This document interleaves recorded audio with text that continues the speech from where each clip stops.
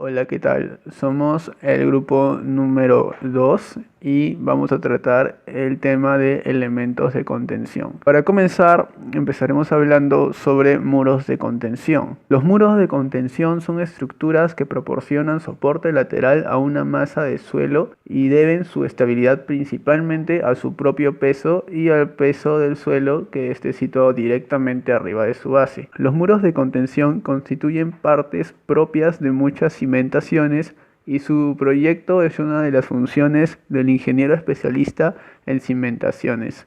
Antes, en 1900, los muros se construían de mampostería de piedra. Desde esa época, el concreto, con y sin esfuerzo, ha sido el material dominante. Conceptos. Puntera. La puntera es la parte de la base del muro que queda debajo del intrados y no introducida bajo el terreno contenido. Tacón. El tacón es la parte del cimiento que se introduce en el suelo para ofrecer una mayor sujeción. Talón. El talón es la parte del cimiento opuesta a la puntera y queda por debajo del trasdos y bajo el terreno contenido. Alzado o cuerpo. Es la parte del muro que se levanta a partir de los cimientos de este y que tiene una altura y un grosor determinados en función de la carga a soportar. Intrados. Superficie externa del alzado. Trastos. Superficie interna del alzado. Está en contacto en el terreno contenido. Clasificación de muros de contención. Muros con talón y puntera. Para construir este muro es necesario sobrepasar la línea de edificación a nivel de los cimientos. Muros sin talón. Por lo general, al construirlo resulta con un aumento de dimensión en la puntera de la zapata. Muros de talón. Necesitan sobrepasar la línea de edificación. El resultado es similar al muro sin talón, pero trabaja de otra manera. Esta es la mejor solución ante inestabilidades por posible vuelco. También se puede clasificar de acuerdo a su función. Contención de tierras. Cuando el muro se destina a contener sólidos, estos por lo general son tierras. La impermeabilización y el drenaje son dos aspectos importantes para controlar el paso de agua del terreno hacia el interior de la edificación. Contención de líquidos. Para esta función es necesario conseguir la continuidad del hormigón a fin de lograr una buena impermeabilización. Para ello se efectúa un vibrado con un control adecuado para evitar huecos y juntas. Muros de gravedad. Son estructuras de contención convencionales que obtienen su soporte por la acción de su peso. Son elementos principalmente pasivos, los cuales soportan cargas laterales por la tendencia del suelo a moverse. La altura que puede usarse en los muros de gravedad es muy limitada, especialmente cuando se encuentra cimentada sobre suelos arcillosos. Sin embargo, a pesar de sus limitaciones, los muros de gravedad y en voladizo se utilizan con mucha frecuencia para la prevención y remediación de amenazas. Tipos generales de muros de gravedad. Muros rígidos. En esta categoría se encuentran los muros de concreto reforzado, concreto simple y concreto ciclópeo. Muros flexibles. Se incluyen los muros en gaviones, los muros criba, los pedraplenes y los muros de tierra con llantas usadas, entre otros. Ahora vamos a hablar sobre algunos muros rígidos. Son estructuras de contención generalmente de concreto que no permiten deformaciones importantes sin romperse. Se apoyan sobre suelos competentes para transmitir fuerzas de su cimentación al cuerpo del muro y de esta forma generar fuerzas de contención. La utilización de muros rígidos es una de las formas más sencillas de manejar cortes y terraplenes. En la siguiente tabla veremos las ventajas y desventajas de los diversos tipos de muro rígido.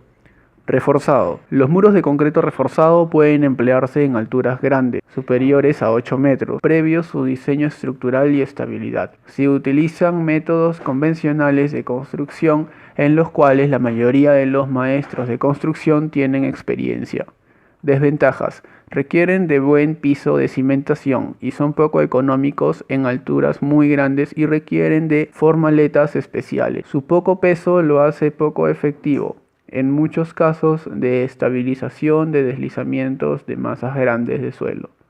Concreto simple. Ventajas. Relativamente simple de construir y mantener. y pueden construirse en curvas y en diferentes formas para propósitos arquitectónicos y pueden colocarse en chapes para mejorar su apariencia exterior. Desventaja: requiere una muy buena fundación y no permiten deformaciones importantes. Se necesitan cantidades grandes de concreto y un tiempo de curado antes de que puedan trabajar efectivamente. Generalmente son poco económicos para alturas mayores de 3 metros. Concreto ciclópeo. Ventajas: similares a los de concreto simple, utilizan bloques o cantos de roca como material embebido, disminuyendo los volúmenes de concreto. Generalmente son más económicos que los de concreto simple o reforzado. Desventajas: se requiere muy buena fundación. El concreto ciclópeo no puede soportar esfuerzos de flexión grandes.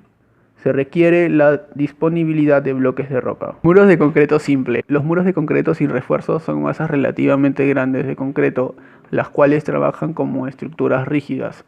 Los muros de concreto simple o ciclópeo actúan como estructuras de peso o gravedad y se recomienda no emplear alturas superiores a 4 metros, debido no solo al aumento de costos, sino a la presencia de esfuerzos de flexión que no pueden ser resistidos por el concreto y se pueden presentar roturas a flexión por la parte inferior del muro adentro del cimiento. El diseño de un muro en concreto debe tener en cuenta la estabilidad intrínseca del muro, el factor de seguridad del deslizamiento y la capacidad de soportar en forma similar a los muros de concreto reforzado. Sin embargo, en el caso de muros masivos de gravedad, no se realiza un análisis de momentos internos. Los muros de concreto, en todos los casos, deben tener un sistema de subdrenaje para eliminar la posibilidad de presiones de agua. Se deben construir juntas de contracción o expansión.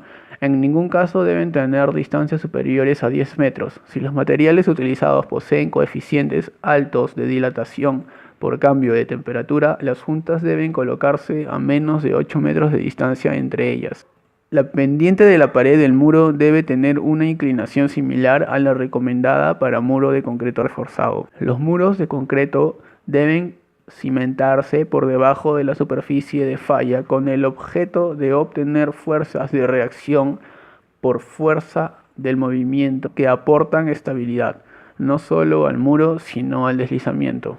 Muros de concreto ciclópeo. El concreto ciclópeo es una mezcla de concreto con cantos o bloques de roca dura. Generalmente se utilizan mezclas de 60% de concreto y 40% de volumen de bloques de roca. En algunos países se utilizan porcentajes mayores de bloques de roca. Sin embargo, debe tenerse en cuenta que a mayor cantidad de roca existe mayor posibilidad de agrietamiento del muro por presencia de zonas de debilidad estructural interna.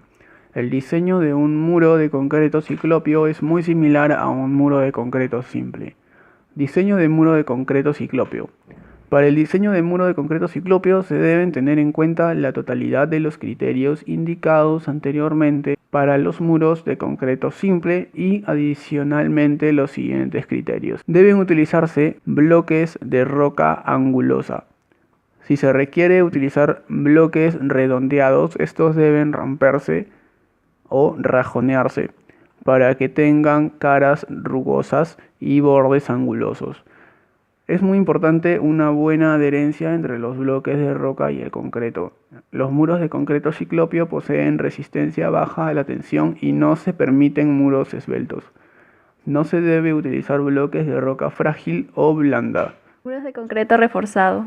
Los muros de concreto reforzado son relativamente esbeltos y comúnmente en forma de L, con relleno en tierra por encima de la cimentación. Una estructura de concreto reforzado resiste las fuerzas de un movimiento debido principalmente a la presión de la tierra sobre el muro. El muro, a su vez, debe apoyarse en una cimentación por fuera de la masa inestable. Entre los muros de concreto reforzado tenemos los empotrados o emboladizo en forma de L o T invertida, los cuales tienen una placa semivertical o inclinada monolítica con otra placa en la base. Y los muros con contrafuerte, en los cuales la placa vertical o inclinada está soportada por contrafuertes monolíticos que le dan rigidez y ayudan a transmitir la carga a la placa de cimentación. El tipo de muro a emplear depende especialmente de las características morfológicas del terreno, la altura, tipo de talud y la calidad del suelo de cimentación.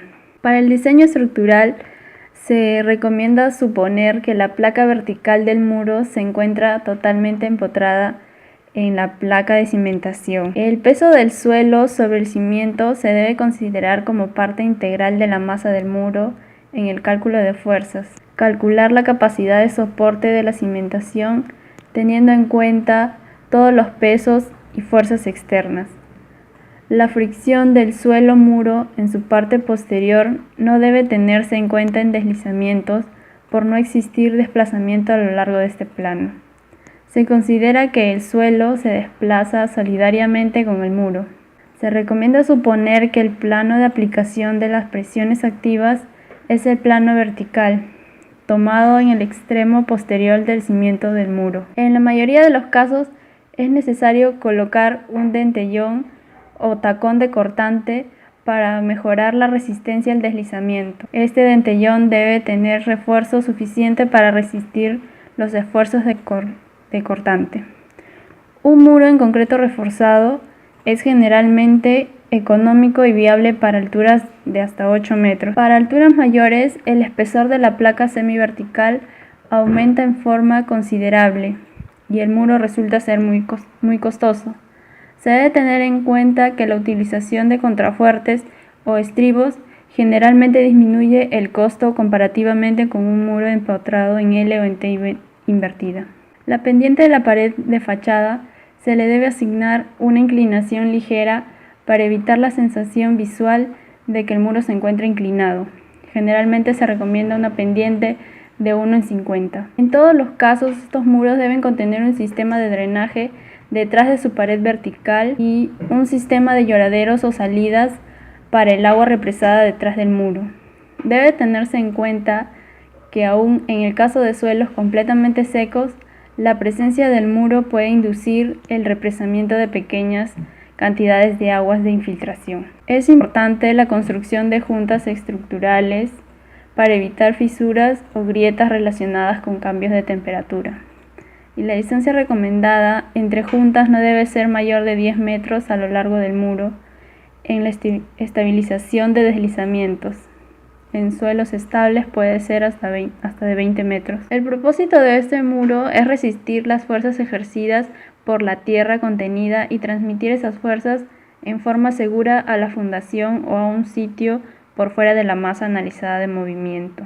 Factores a tener en cuenta para el diseño. Una estructura de contención y cada parte de esta requiere cumplir ciertas condiciones fundamentales de estabilidad, rigidez o flexibilidad, durabilidad, entre otros.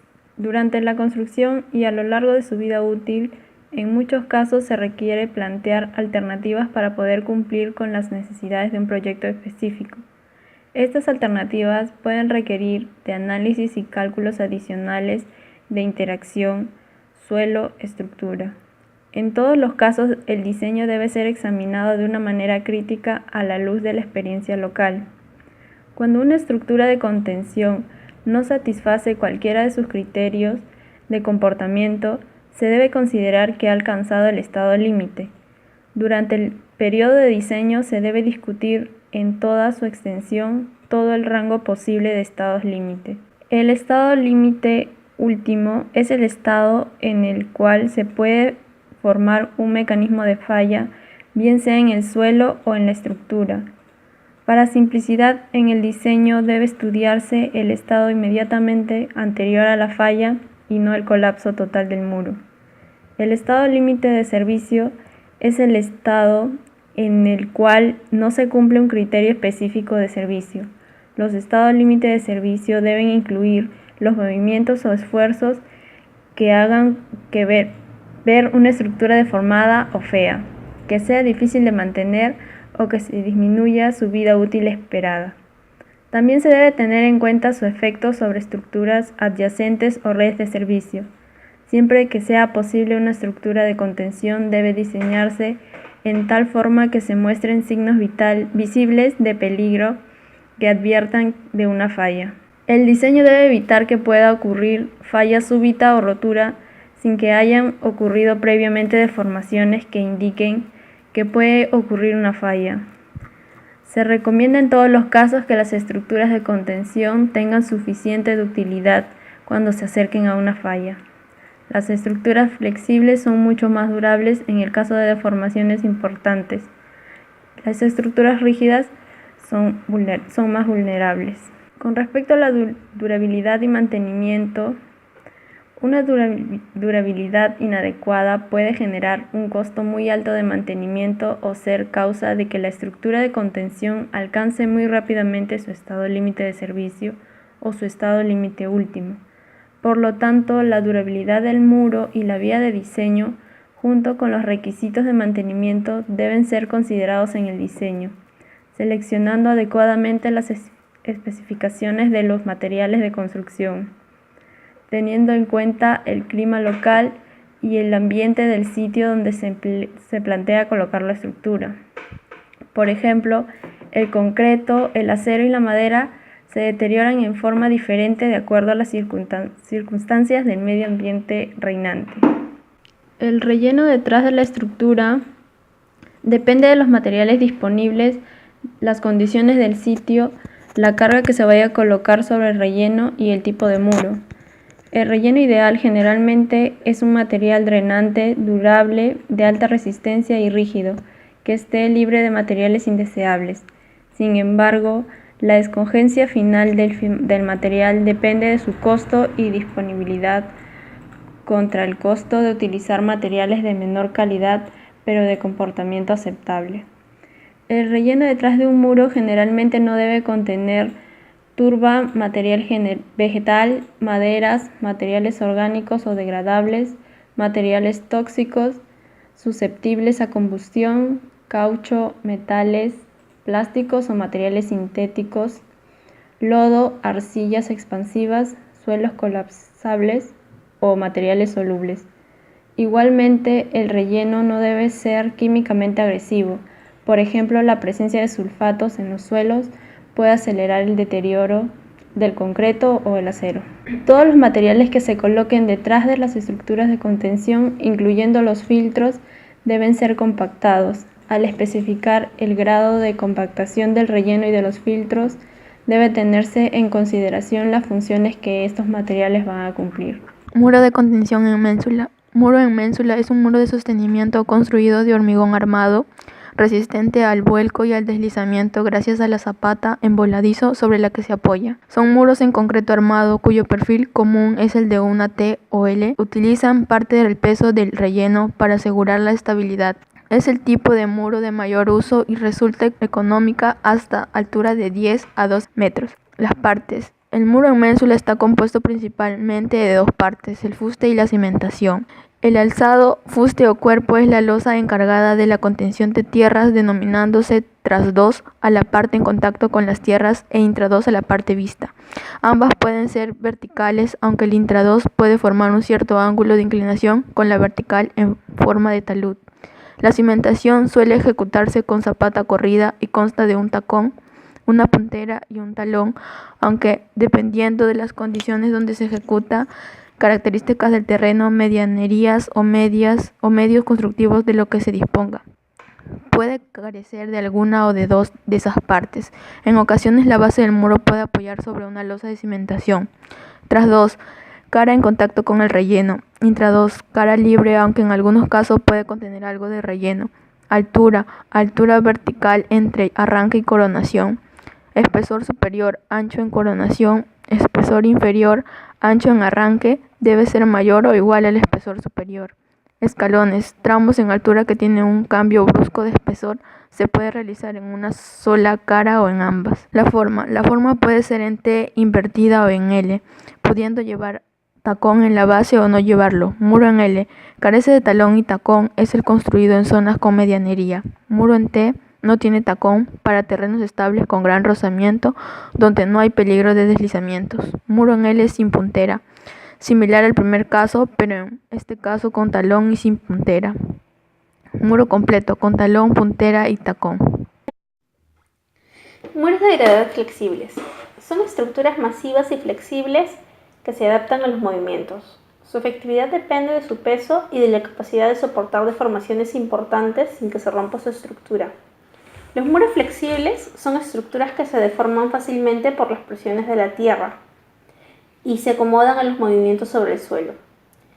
Generalmente se diseñan para resistir presiones activas en lo que se refiere a su estabilidad y actúan como masas de gravedad para la estabilización de deslizamientos de tierra. Existen muchos tipos de muros flexibles y entre ellos los más populares son los muros en gaviones, los muros de elementos prefabricados o criba y los tablaestacados. Cada uno de estos tipos de muros posee unas características especiales de construcción, diseño y comportamiento. Vamos a hablar de los muros en gaviones. Los gaviones son cajones de malla de alambre galvanizado que se rellenan con cantos de roca. Los muros en gaviones son estructuras de gravedad y su diseño sigue la práctica estándar de la ingeniería civil. Se debe tener en cuenta de manera especial el amarre entre unidades de gaviones para evitar el movimiento de unidades aisladas y poder garantizar un muro monolítico. Por su flexibilidad, el muro de gaviones puede deformarse fácilmente al ser sometido a presiones, diferenciándose un poco su comportamiento de los muros convencionales. Algunas de las ventajas de los muros en gaviones son las siguientes. Es simple de construir, mantener y utiliza cantos de rocas disponibles en el sitio. Se puede construir sobre fundaciones débiles. Su estructura es flexible y puede tolerar asentamientos diferenciales mayores a otro tipo de muros. Es fácil de demoler y de reparar. Se pueden emplear tres tipos de mallas diferentes: las hexagonales o de triple torsión, las electrosoldadas y la eslabonada simple. Existe gran cantidad de tamaños de malla disponible para formar las cajas. La forma básica es trapezoidal. El principal problema con las mallas consiste en que pueden presentar corrosión en suelos ácidos. En el diseño debe tenerse en cuenta que para evitar deformaciones excesivas, el muro debe proporcionarse en tal forma que la fuerza resultante actúe en el tercio medio de la sección volumétrica del muro. El ángulo movilizado de fricción utilizado en el diseño no debe excederse de alfa medios, donde alfa es el ángulo de fricción interna del relleno compactado detrás del muro, como podemos ver en la imagen, ¿no? Tenemos la parte de la tierra, la parte donde irían los gaviones y una especie de relleno que va detrás. El diseño interno de la estructura del gavión. El gavión debe tener un volumen o sección tal que íntegramente no se pueda producir una falla o rotura a lo largo de cualquier plano. Es importante analizar la estabilidad del muro independientemente nivel por nivel. Para el muro integral, el muro inclinado y el muro con tierra de relleno, el diseño consta de los siguientes elementos. La metodología de diseño es muy similar a las utilizadas para el diseño de los muros convencionales. No existe un sistema de diseño universalmente aceptado para los muros en gaviones, y se debe tener en cuenta que la gran deformación del muro puede generar una falla interna debido a su propia flexibilidad.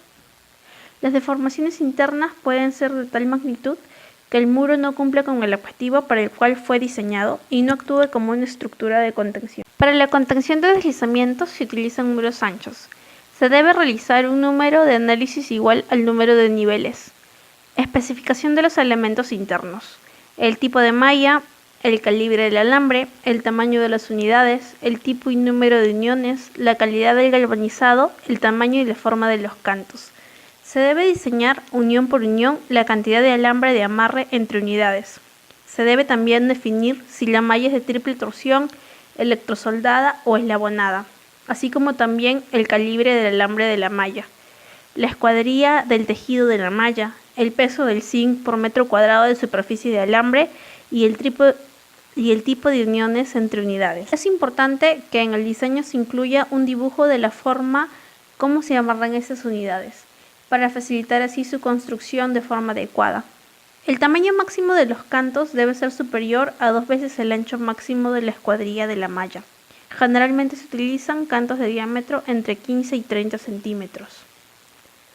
El despiece de las unidades de gavión nivel por nivel. También se debe diseñar el traslape entre unidades para darle rigidez al muro. Es importante dibujar los planos de cada uno de los niveles del muro en gaviones para facilitar su construcción de acuerdo al diseño. Los sistemas de filtro. Debido al contacto entre el suelo y el gavión, se recomienda colocar un geotextil no tejido como elemento de filtro, y en la cimentación del muro se recomienda construir un dren colector para recoger el agua recolectada por el muro. Las canastas de gavión se colocan unas sobre otras tratando de traslapar lo mejor posible las unidades para darle cierta rigidez requerida por el muro. Para muros muy anchos y con secciones superiores a 4 metros, se puede realizar cierta economía adoptando una forma celular de construcción, lo cual equivale a eliminar algunas de las cajas interiores donde los espacios se rellenan con rocas sin la colocación de canastas de malla. El tamaño y la forma de estas celdas debe diseñarse en tal forma que no se debilite la estabilidad interna general del muro. En ocasiones, los muros de gaviones contienen una serie de contrafuertes que los hacen trabajar como estructuras ancladas al suelo detrás del muro.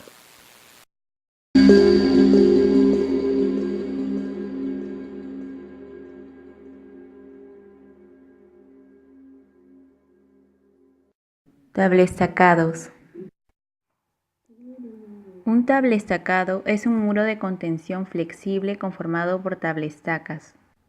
Una tablestaca es una estructura delgada, enterrada y anclada en su parte superior. Se usan en excavaciones con nivel freático alto o en condición inundada. También son utilizadas para construir muelles, puertos, diques y esclusas. Las tablestacas se hincan en el terreno mediante vibración o golpeo. Por vibración, los sistemas son varios dependiendo de la tipología del terreno y de las características de la obra a realizar. Entre los sistemas más empleados están el Mobile Ram y el Power Pack. En este caso veremos imágenes del sistema Mobile Ram. Este se compone de una máquina autopropulsada. En el punto de acopio de las planchas, se levanta unos 30 centímetros la plancha, se inserta la cadena de seguridad y una vez insertada se levanta el mástil principal, quedando la tablestaca en posición vertical. Una vez en posición vertical y ya prensada con la mordaza, la máquina se desplaza hasta la línea de hinca, ensamblando la tablestaca con la que se encuentra ya insertada en el terreno. Mediante vibración, se va introduciendo la tablestaca hasta quedar a la misma altura que las anteriores y finalmente se abren las mordazas, se desengancha la cadena y se procede a repetir el ciclo. Las tablestacas pueden ser de madera, concreto, acero y aluminio, siendo las más utilizadas las de acero, dada la facilidad en su construcción. Las tablestacas de madera se utilizan como estructuras de contención temporal, generalmente para excavaciones con alturas menores a 3 metros. Las más comunes son los tablones ordinarios de madera y las Wakefield, aunque también se usan las tablestacas de madera machine-hebradas y las ranuradas. Los tablones de madera tienen una sección transversal aproximada de 5 por 30 centímetros. Las tablestacas de concreto son las más pesadas. Se diseñan para resistir los esfuerzos de trabajo y los esfuerzos durante su construcción. El gran peso de las tablestacas de concreto es su desventaja, mientras que la ventaja que tiene es su mayor durabilidad. La sección transversal de una tablestaca de concreto es generalmente de 50 a 80 centímetros y su espesor entre 15 y 30 centímetros. Tablestacas de acero. Son las más comunes debido a su alta resistencia y economía comparada con las tablestacas de concreto. Otra gran ventaja que tienen es que son reutilizables, ya que estas de la misma manera que se hincan pueden ser extraídas. También se pueden construir muros en tablestacas de acero a mayor altura, ya que sus extremos se pueden soldar o empernar. Las tablestacas de acero pueden tener varios tipos de secciones. Las más usadas son las secciones en Z y las secciones en U. En la construcción de muros de tablestaca, esta se puede hincar en el terreno y luego el relleno se coloca en el lado de la tierra, o bien la tablestaca se puede hincar primero en el terreno y el suelo frente a ella se puede dragar. En cualquier caso, el suelo utilizado para rellenar detrás del muro de tablestaca suele ser granular.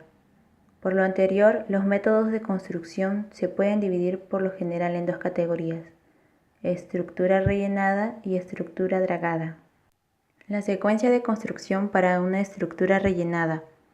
Primero se draga el suelo al frente y atrás de la estructura propuesta. 2. Se hincan las tablestacas. 3. Se rellena hasta el nivel del ancla y se coloca el sistema de anclaje. 4. Se rellena hasta la parte superior del muro. La secuencia de construcción para una estructura dragada. Primero se hincan las tablestacas. 2. Se rellena hasta el nivel de ancla y se coloca el sistema de anclaje. 3. Se rellena hasta la parte superior del muro. Y 4. Se draga el lado frontal del muro. El acero desprotegido en la atmósfera, en el agua o en el suelo está sujeto a la corrosión y pueden conducir a daños de la estructura. Debilitamiento local y oxidación son normalmente considerados problemas de mantenimiento que pueden remediarse. La protección clásica contra la corrosión de tablestacas consiste en un revestimiento. Se refiere a los sistemas de protección de la superficie de acero por pintura y sus diferentes partes cubren todas las características que son importantes en la ejecución adecuada de una protección contra la corrosión. La mayoría de los sistemas constan de una o dos capas de recubrimiento, una intermediaria y una superior. Para el buen rendimiento a largo plazo de las estructuras de acero sumergidas en el agua del mar o en agua dulce, no debería haber ningún compromiso en cuanto a la calidad de la pintura, ya que la abrasión o impactos pueden dañarla. La pintura deberá ser adecuadamente realizada e inspeccionada regularmente. Además, se usan sellos para aumentar la impermeabilidad de las tablestacas. Se usan productos bituminosos, productos a base de cera y de aceite mineral.